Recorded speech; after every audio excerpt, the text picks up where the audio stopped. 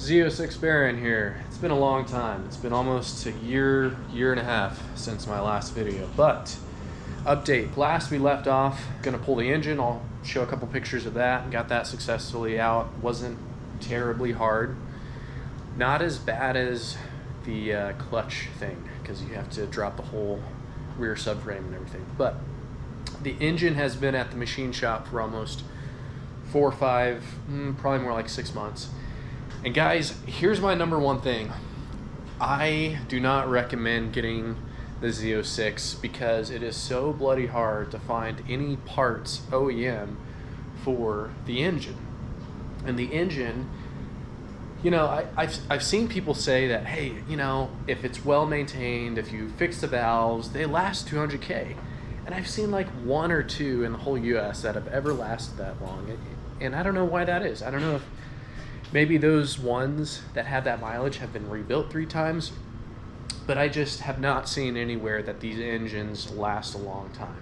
Even on the LS3s, I still don't think there are engines that last 300,000 miles. They're not a truck engine. So the frustrating thing was it took forever to find a block because those are not made anymore. They're super hard to find. So that was the hardest thing. Not only that, they don't make the crank anymore. So I had to stick with my old board and stroke crank, pistons, all of the above, the rods. Super hard to find the rods because they're titanium, and then you research that the titanium ones have issues. So it's just a huge debacle to rebuild an LS7 engine. It's been a pain in the butt. So we're rebuilding it. I had import engines here in Idaho rebuild the engine. Brent was super helpful. It's expensive stuff no matter what, but I was just really impressed with his good customer service, and hopefully the engine will be healthy and it will be a testament to his good work. So check him out. Oh. See the little notch I had to put in there right here? Interesting. Oh, okay. See how close it is? Yep. It was banging. Nice. I didn't even realize that. Yeah. Anyways, it was a process. Nice. But it turned out good. I measured the deck height of the piston, the protrusion, how far it comes out of the deck. And it comes out like 7 thousandths. Factory is 8.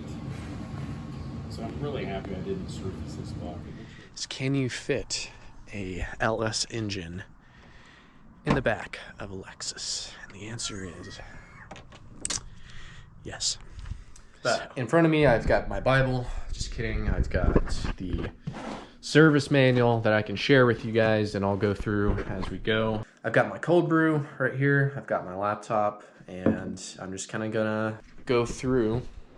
So here is LS7 camshaft installation, which we're not doing because pretty much had Brent at Import Engines do all of that stuff just because I just wanted to make sure that was done right.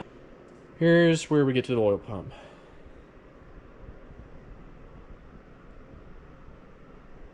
While I'm in here, I'm going to go ahead and replace the timing chain. I can't tell from the previous owner if he did it or not. This is the brand I got, but the one on the right is the new one.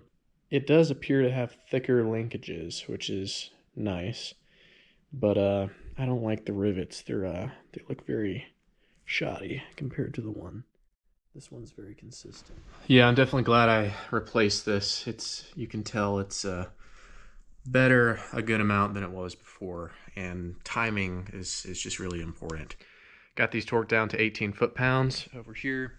I let the chain soak since it's brand new, and I'm also letting the oil pump soak.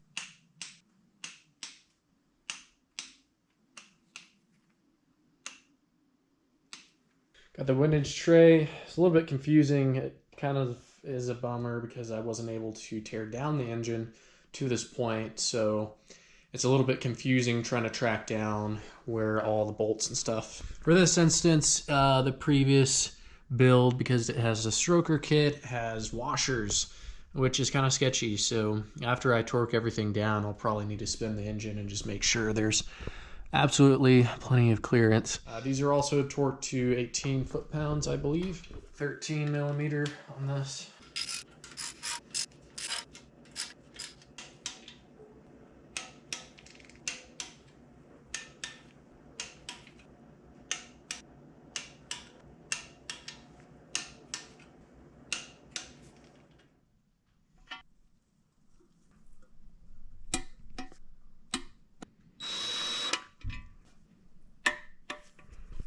106 inch-pounds. Before I did that, I vacuumed out really good both these lines. Looked inside and made sure everything was clean. I know these have been cleaned before, but before final assembly. So that's done for the time being. I'm just gonna let this sit underneath the gasket so no dust gets inside. This one, since it's a stroker kit, I've got washers on there just to make sure I've got clearance as the crank rotates. So I checked all that, rotated the engine one time, made sure nothing was gonna touch off. Missing a plug, so I got one from the machine shop, got that put in. The next step, they actually have you put on the rear cover and then the front cover and then the oil pan. We're not gonna go that route. We're gonna just do the front cover, then the oil pan, and get it on the cherry picker and get the rear cover on, because I've done that before. Next up on the front cover, so the old seal was still in here. So I flipped it over on two pieces of wood, and then I heated up just around here, not a ton, maybe 30, 40 seconds with the torch. And then I came from the other side and carefully use this to kind of go around and gently give it a couple pops with my hammer, being careful not to scrape the aluminum or anything. And it popped right out in about 5 or 6 heavy hits, and you could kind of see it starting to come out. And I'm gonna clean this lower surface, give this a wipe down, make sure there's no scratches or anything, and then do the installation process of this. A little indication on this front cover, there's 8 bolts, but you can see these top 3 are a little bit recessed, so they're a little bit shorter than the other 5 down there. So if you're having trouble figuring out which bolts, this is what they look like. And they don't have the dimple on these, but they do have a little bit of a dimple on these, and they say 10.9. This thing has a lot of movement, so you want to make sure and do this right. But you just barely get these, not even slightly snug, just to where they're not going all over the place. And then you torque down your guide plate, 18 foot-pounds.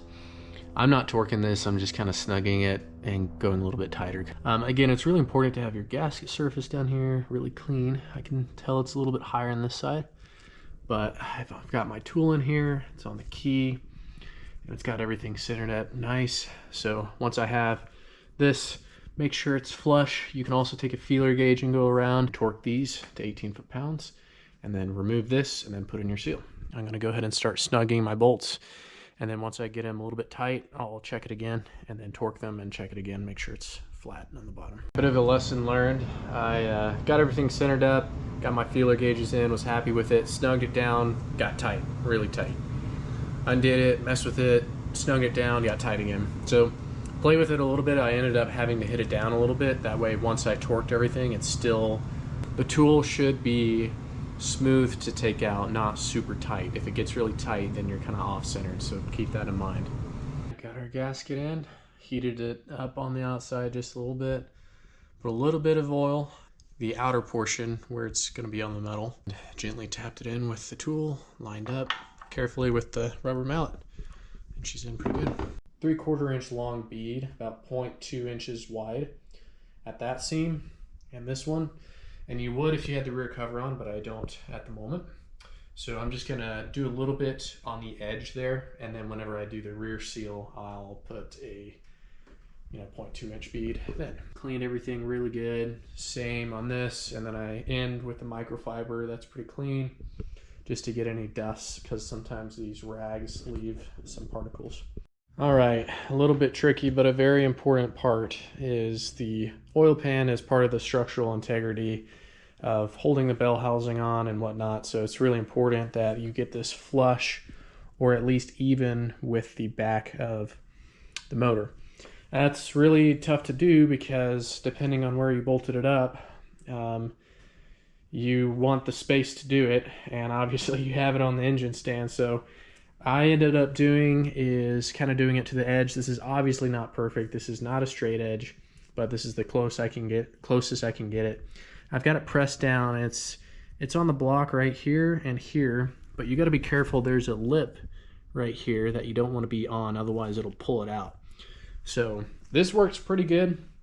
I've got all the bolts just barely, almost beginning to snug, and I can kind of tap it around with the rubber mallet And I'm pretty good right now. So I've got just a hair of a gap. Pretty even on both sides. Obviously this is not perfect. I can see I've got a little bit of a dent right here. So that's gonna kind of play an effect. If you can't do this, probably the best thing to do is leave the bolts slightly loose, flip it over, get the cherry picker, and then just bolt it up to the bell housing, and that will kind of pull it flush with everything, and you don't have to worry about it.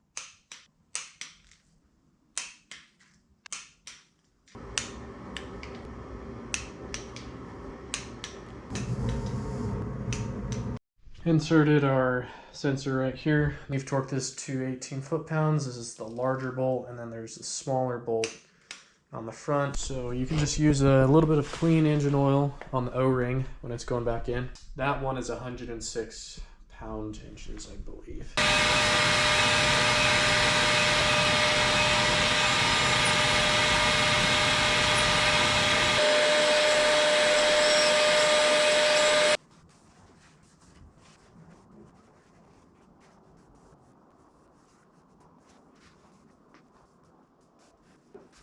I'm not a huge fan of these because they shed a little bit, especially on little sharp surfaces. So once I'm done making sure everything's really good, I'll probably go back with a clean microfiber with pretty much nothing on it, make sure I get any little fluff that's on here. If there's any other fuzz. So I've got a really clean syringe and a hose.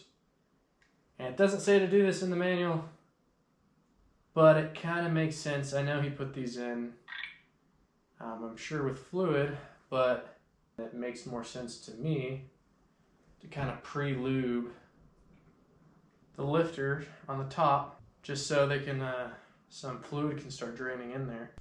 Head gasket on, and I just spent about 10 minutes brake cleaning, wiping down a couple times, checking, taking pictures, and then went over it at the end with a little bit of brake clean and a microfiber just to get any little other things. Got a good handle on it.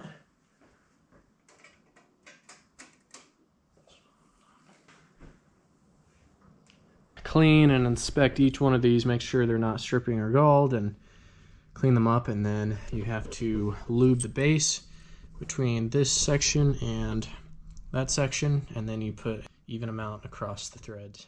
Also, another thing is, like, you're supposed to have all these surfaces clean and oil free, and it's like, okay, well, this has oil all over them, so I'm in here with like a Q-tip trying to make sure it's dry and oil free, and then this has dust all over them, so I had to clean those up pretty good.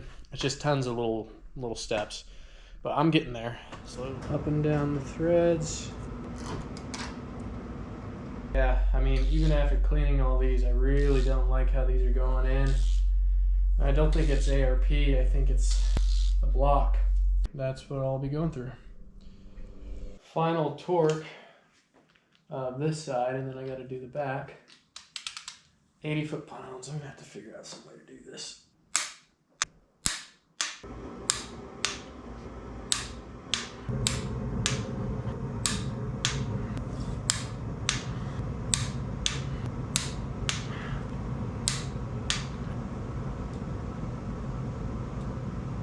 For the little ones,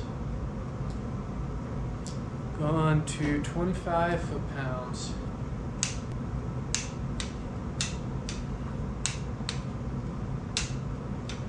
Flip her around and do the same on this side.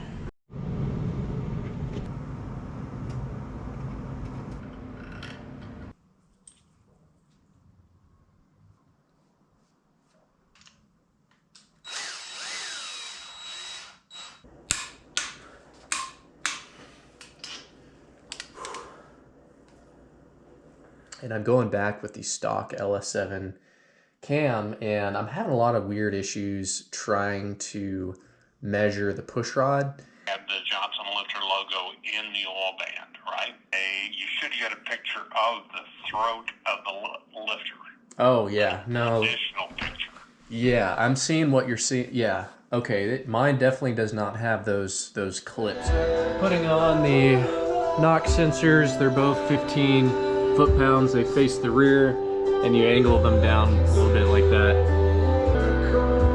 I know the seal is fine, but I'm worried I won't be able to get it lined up great, so I'm just gonna replace it.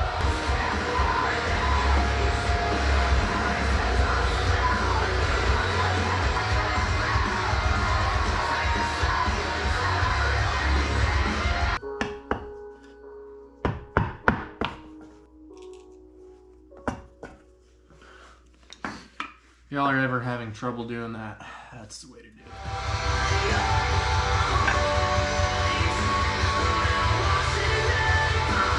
Sorry for the rock and roll in the background. It's tricky. You gotta put a bead on both sides. A lot of people like to put a little bit across the whole thing. It really only calls for both sides. You've got to pull the cover down with these two in order to get this centered. And then I always like to make sure I have a little bit of wiggle room and it's not super tight before I pull everything out. Torque everything, then put in your seal.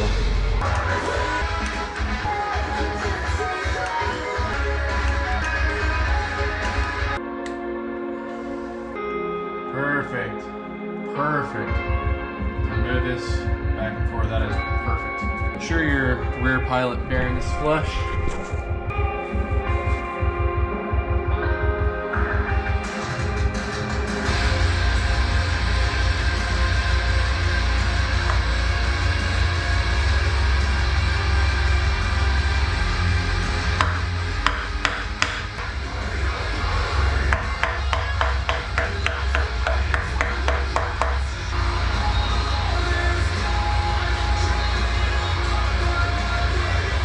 The Luke flywheel is actually a little bit tight, so I put it in the oven at about 200 degrees 20 minutes before I install it.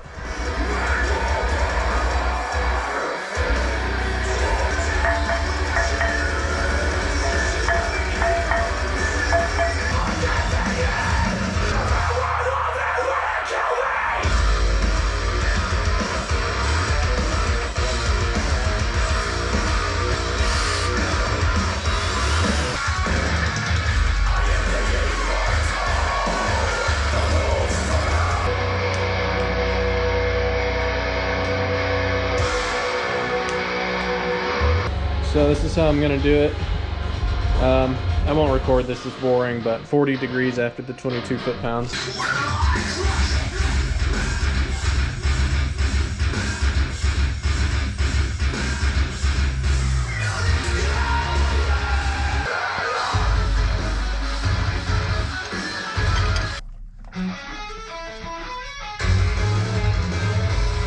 All right, got that pressed on. Now for this bolt, I got the clutch installed. I have a full video on this in another video, but it's basically you torque in 3 increments, 1, 2, 3, 4, star pattern, ending in 55 foot-pounds. Be sure and use the alignment tool when you're getting it in. Also, even when you use the alignment tool, it sags a little bit. If it's not a brand new clutch, then what you can do is look at your wear marks and just you just kind of pull up on that tool to make sure it's actually centered, and then when you're getting it into the car, it'll be phenomenal. So I was running into a debacle where my push rods were just drastically not what they needed to be. Coming back, now that I have an adjustable push rod I got next day from Amazon, it was like 12 bucks and definitely worth it. So right now, I just installed it and I basically had just barely 0 lash. So I'm gonna reinstall it. Got it tight. This is pretty good. I have to press to wiggle it so it's nice and snug, but I can still wiggle it back and forth. And if I push up here, you can tell I can depress the plunger and the lifter.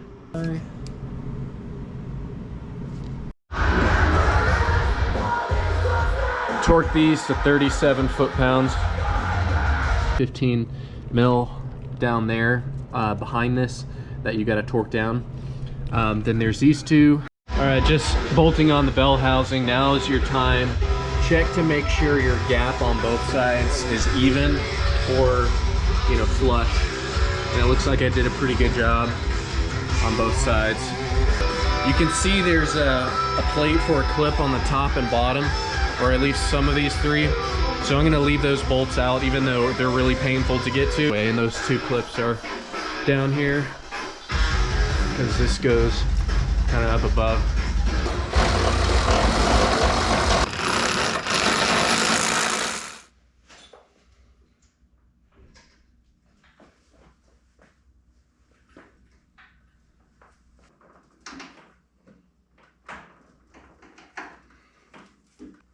Super sketch.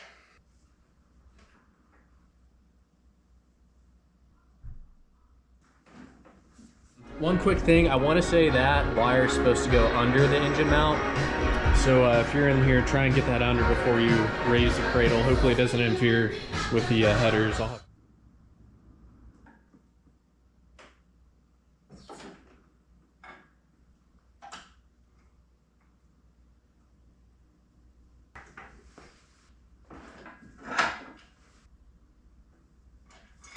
Tedious. I was a little worried I wouldn't be able to get this to work, but it's going in.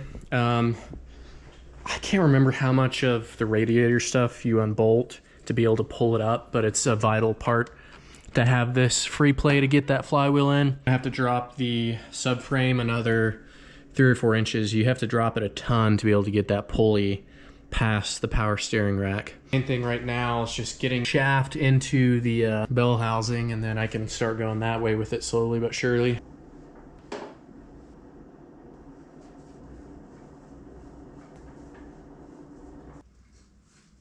The engine is in. I still have to torque all the torque tube bolts, and I don't want to set it down onto the cradle fully until that is done. Got it kind of supported from the lift, from underneath, and from the cradle, and from the driveline itself. So barely was able to get it fit in, and because I was kind of at its longest reach, I was bumping up against there. It was kind of painful.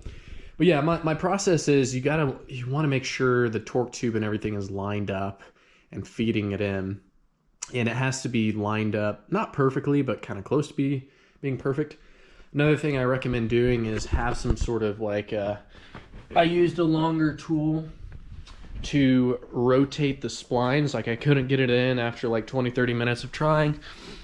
And then you've got like 2 inches of room before the torque tube closes and you can spin the splines. So I stuck this up in there and just kind of spun the splines just a little bit, just in case it wasn't lining up. Eventually got it in, and it still wasn't lined up to get into the pilot bearing, so I had to wiggle it around some more, and it's finally in. So a couple key things is once I had it about 2 inches away from getting in, made sure and torqued and got to the hard to reach bolts up there on the back of the bell housing, and that's mostly it. Make sure you're not pinching any wires. This pump was a pain to work around to get in there. Make sure and use this time to inspect your plugs and wires and as many of the electrical components as you can. I forgot that when I was pulling things apart, the cam position sensor connector broke. A little tab on here. You can see it's broken right here, and this is the new one. So this is the short connector that I'm resoldering to. This was like 20 bucks or so.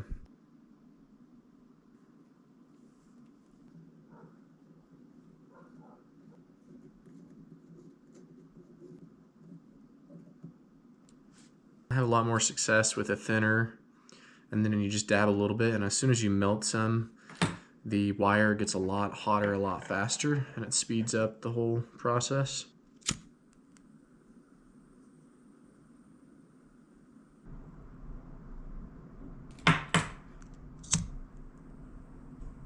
She's all done. So I've just seen so many things underneath the engine bay get super hot. And I think that long-term leads to electrical issues. So I've been, when I can, like in this situation, using this fiberglass wrap. It's pretty thin stuff, but just doing, a couple little layers to and from. And then I use this aerospace grade high temperature tape and it's just a better insulating factor for stuff like this. Oil cooler lines right there, 210 mils, and I want to say they're 106 inch-pounds. And make sure you have the new gasket. That's a critical thing. There's the oil cooler lines, there's the radiator hoses, gaskets, then there's the lines to the oil sump. All of those need to be replaced if you can. Got the compressor in, 15 millimeters. It's pretty hard to get to. The bracket behind here I put on before I put in the engine. There's another 15 mil down there behind this that you got to torque down. Then there's these two 15s. I've got them somewhat loose, and then there's a stud that looks similar to this that goes on the right hand side right there. And then you've got this super long one. This is the nut for that. So nut goes on, that way you can remove. I'm not exactly sure why they did that, but oh well. And then you've got this super long one. It's probably one of the longest. I want to say these are 37 foot-pounds, but I need to check it. Yeah, it's 37 foot-pounds on all four of those. All right, just going through a bunch of little stuff. I'm waiting on the gaskets for these, but there's little things I can do, like get on this bracket, plug in the NOx sensors. There's a couple different ground bolts. I need to get this bolted on. I'm gonna clean that up. That's pretty dirty actually. Plug in the crank sensor. So I'll just be working on all that. Got that ground bolted down, and then this side, this is the O2 sensor. And make sure there's nothing dangling. The headers are gonna go up through here in a minute. One quick thing, I wanna say that wire is supposed to go under the engine mount. So if you're in here, try and get that under before you raise the cradle. Hopefully it doesn't interfere with the headers. I'll have to see. Pretty common thing on older Corvettes is this apparatus brakes. It's really cheap. I mean, it's just Chevrolet typical. So it's 2 Torx bits, and I believe this thing falls out, and then you can change the lock. When you're popping out the lock on this, you turn it clockwise until it's like this, and then you also turn it all the way down. But before you turn it further down, there's a metal clip right in this little notch right here where you stick a knife or a little flathead in, press that down, and then keep turning, and then the whole little fixture slides out and you can slide it into the new one. Part of the debacle is both of the places I called to set up a tune after I get everything done on the car said they don't like tuning, or they won't tune fast fuel injectors, which is, I've never heard of that. Again, it's been tuned with fast injectors. They're saying it's just like really difficult and super time consuming to get that set up because they don't have the right maps, and I don't know. I don't fully understand it, but they were convinced that I needed to order $600 worth of new injectors. So because there's nobody else in the area that can tune, and I really didn't want to deal with remote tuning or, you know, going back and forth, I went ahead and got them. Hopefully I can sell the fast injectors for a couple $100. Beautiful.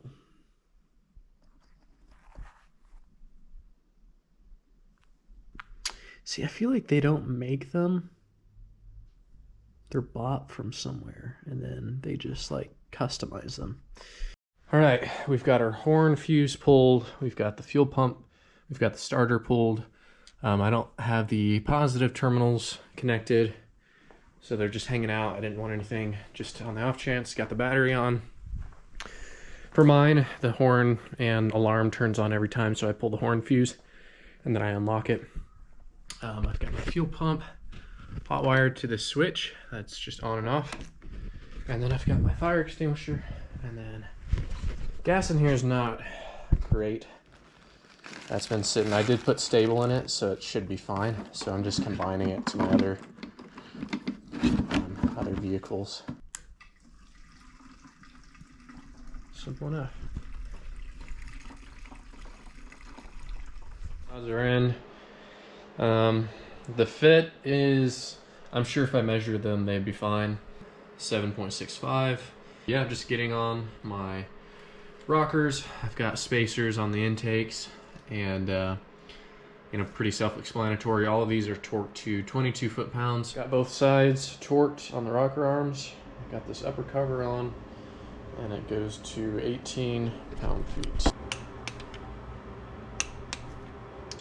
Got my coolant crossover line installed. Looking at it now, I should have installed it later, just because it sticks out in a bad place. And I still have a good amount of stuff to bolt in down there. Put on the underbelly pan. I found that if you do the headers first, it's kind of hard to get to some of the front bolts. I don't think there's really much point in recording that. It's pretty self-explanatory. These top four are tightened to 48 pound-feet. Tighten up the cross member bolts. They're 81 foot-pounds. So the nuts, you can see them on all four corners. And then the nuts for the engine mounts are 47 foot-pounds.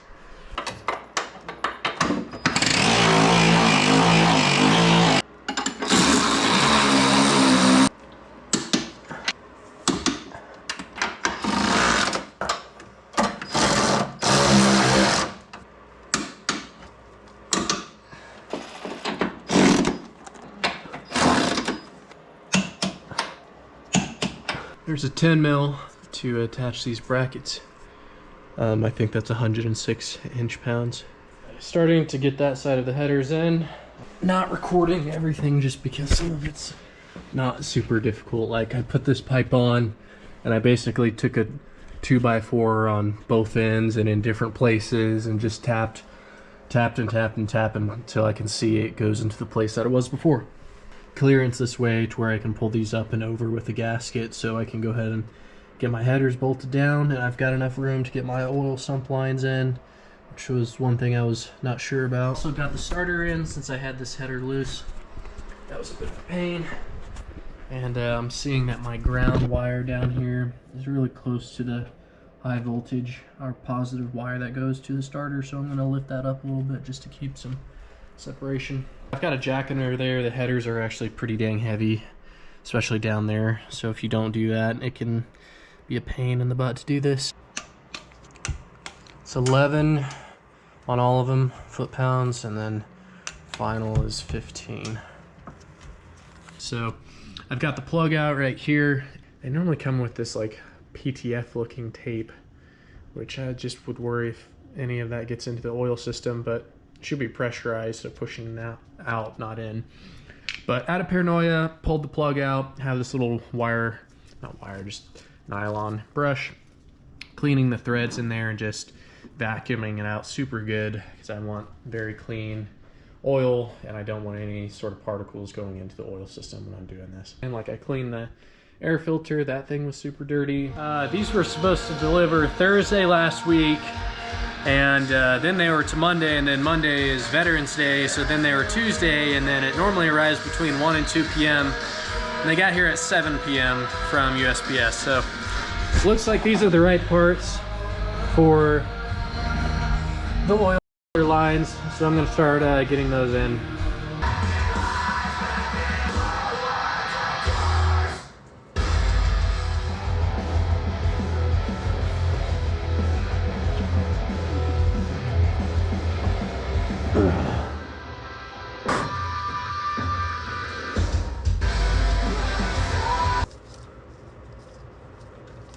Alright, got my oil lines on at the bottom finally. Got this plugged in. I'm assuming it's just going to leak a piston, whether or not now or when I take it off, so preparing for that.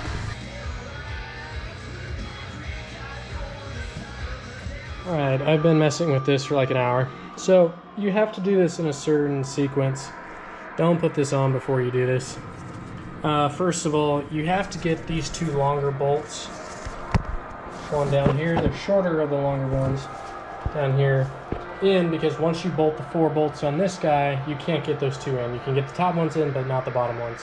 So do that first, and then you'll funnel it back in here, do the top 2 and then the bottom ones. And it's going to be a pain to get to these because they're going to be behind, but you can kind of reach in there with a wrench. Dude, this whole power steering thing was designed by an intern, I swear. Once you get all this on, you can't even get the reservoir. Like, I had to take out that bolt again, take out this bolt partially, get it halfway in, then pop this on, then get a pry bar to pop it down over the hose, because like, how the heck are you getting to that hose clamp? What? Like, you can't get to that bolt. You can't get to that bolt. Maybe a little bit on this side. You definitely can't get this to this one, so you have to take this off. So you have to get the hose off. It's literally just a shitty, just a terrible design. But it's okay, you know, this is GM. I'm kind of used to that. Getting the water pump on. Made sure both the gasket surfaces are clean. These are 10 mil bolts, probably torqued around 20 to 30 foot-pounds. I'm just kind of evenly going on and snugging down before I look at the torque spec.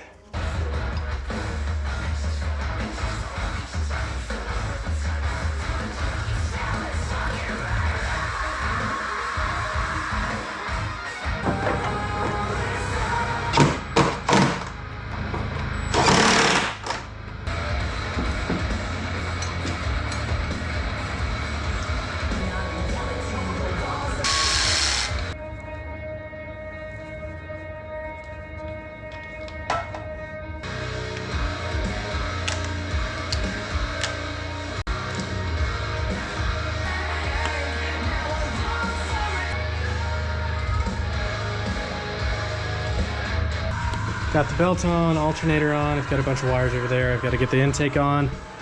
Water pump's torqued down. I got to get that main one. These clips are a pain in the butt. So this bolts in right here. Got my power steering in.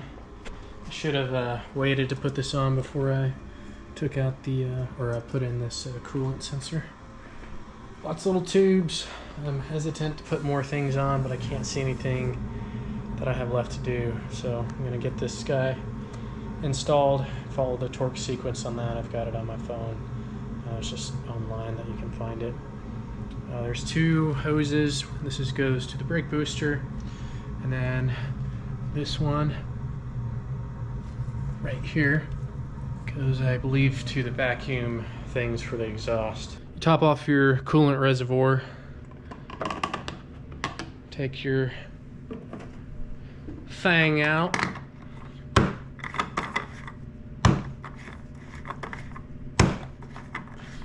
Now you gotta give that a pop up and down to get it on and off. So I'm gonna take my hose and just lightly give it pressure here. Just light pressure. Not that much.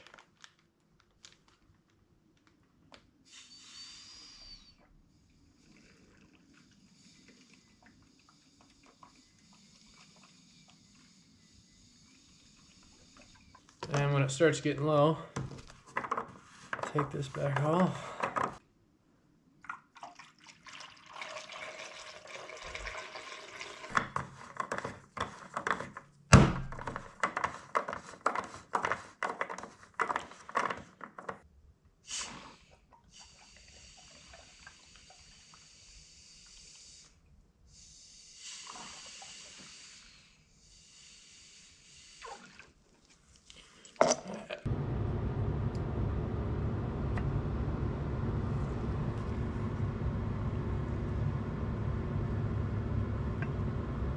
Well, I can't freaking get my code reader to do oil pressure.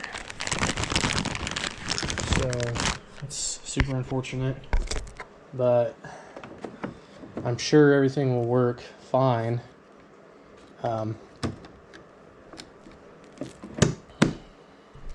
Yeah, I want to build oil pressure before we actually do anything. So I'll probably give it 2 full cranks, just make sure the engine sounds healthy. Get a good video of everything, and go from there. Okay, got oil, belt should be good, starter has power, got the crank relay, battery's charged, fuel pump is disconnected, spark is all disconnected, fuel injectors are all disconnected, oil pressure sensor is connected. Should be fine.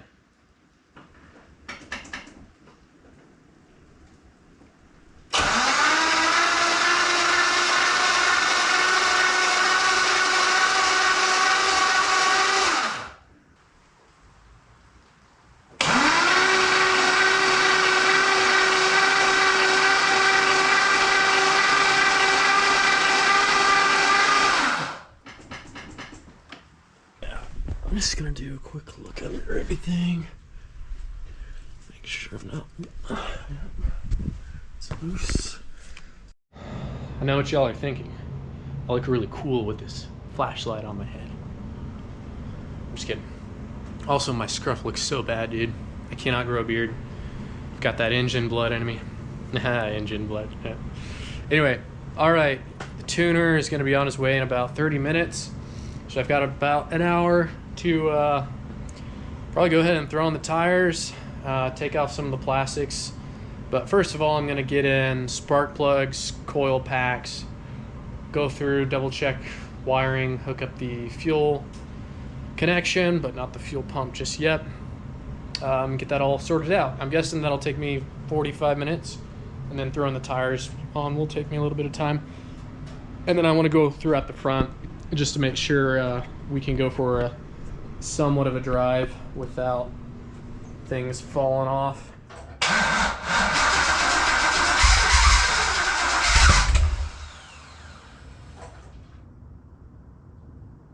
Try cracking the throttle and cranking it, just barely. Probably needs more airflow.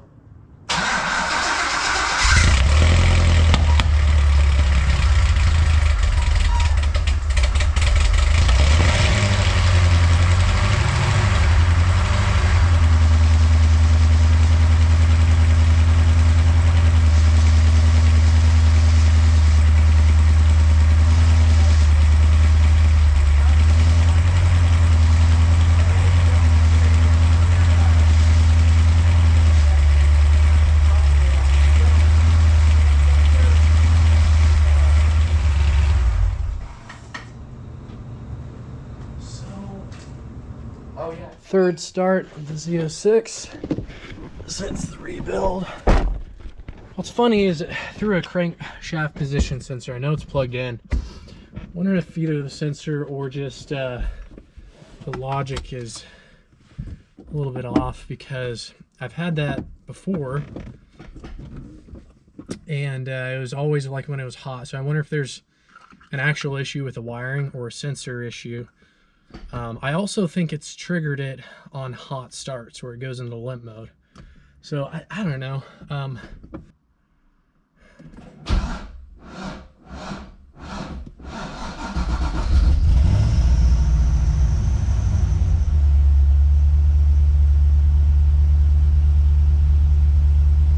Yeah, that starter is real slow. Probably have to do something about that.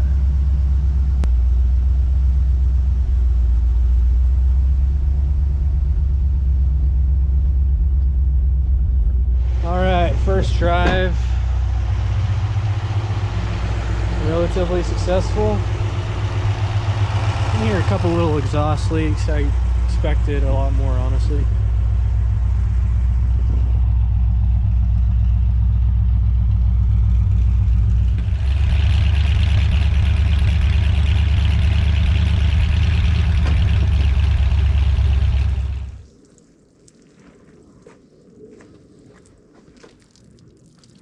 I think those spraying foam guns are a ripoff. Still gotta wipe it by hand anyway. What's the point?